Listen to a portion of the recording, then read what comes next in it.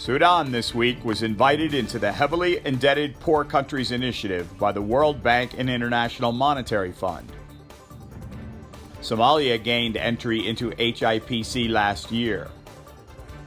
Mogadishu quickly lowered its $5.2 billion in debt to $3.7 billion, and it has been shrinking further as various countries have forgiven more debt.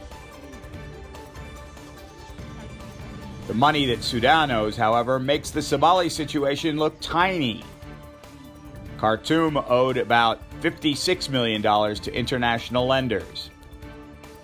The IMF immediately cut that debt in half to $28 billion.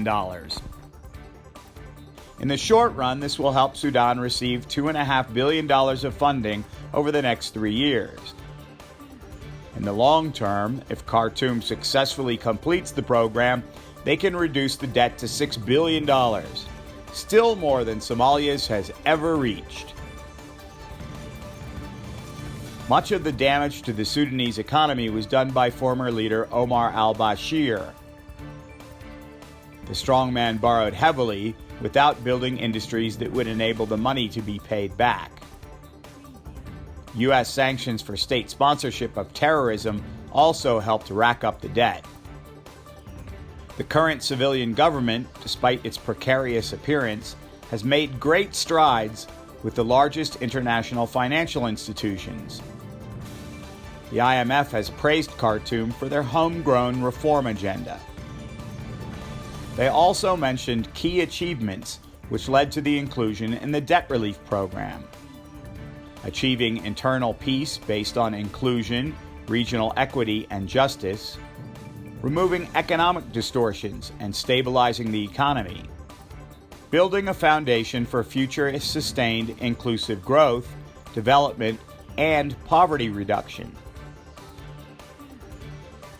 Prime Minister Abdallah Hamdok addressed the nation this week to give them the good news. The government worked to completely remove these distortions with legislative and legal reforms, which helped remove Sudan from the list of countries sponsoring terrorism, the integration of Sudan into the international community, and our relations became normal with the countries of the world after we were isolated. It is one more strong step for a developing country in the Horn of Africa that can only be good news for the entire region.